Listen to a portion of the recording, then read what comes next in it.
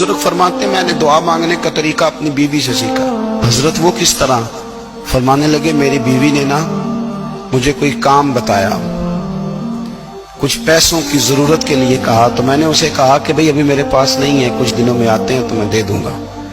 औरतों की आदत होती है, वो बार बार याद कराती हैं। 2-4 दिनों के बाद फिर उसने कहा हजरत वो मैंने कहा था कुछ पैसे, मैंने उसे कहा कि अभी मेरे पास नहीं है, कुछ दिनों में मिलते हैं तो मैं तुम्हें दे दूंगा।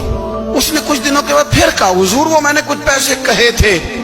फरमाते मैंने डांट दिया, मैंने कहा कि क्या तू रोज मुझे शर्मिंदा करती है, कहा ना मेरे पास नहीं है, होंगे तो दे दूंगा, तू रोज याद कराती है। फरमाते उसने पहले तो मेरी डांट को सहा, फिर मेरे सख्त जुमलों ने उसकी आंखों में आंसू पैदा कर दिए, फिर उसने अपने आंचल में अपने इस दुख को समेटा और फिर उसने एक जुमला कहा तो मैं रो पड़ा और मुझे अपने रब से मांगने का तरीका आ गया। मुझे कहने लगी हजरत जी आपने डांट दिया, मैंने सह लिया, पर आप ही मेरे शौहर हैं, बताएं ना, आपसे न कहूं तो मैं किससे जाके कहूं।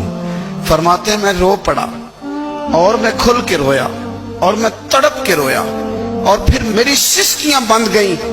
तो मुझे कहने लगी आपको क्या हुआ? मैंने कहा मुझे भी दुआ मांगनी आ गई है। जब मैं उसे कहूंगा ना अल्लाह तू ही मेरा रब है, मैं तुझसे न कहूं तो मैं किससे जाके कहूं, मैं क्यों किसी बंदे से सवाल करूं, मैं क्यों किसी दुनियादार से कहूं, मैं तेरे बंदों का नेक बंदों का वसीला लेके तेरे महबूब की गुलामी लेके तेरी बारगाह में आया, तुझसे ना मांगूं तो किससे मांगूं। समझ आ गई है, जब मैं इस रंग में मांगूंगा तो तेरा रब मेरे ऊपर बड़ा ही फजल फरमाएगा।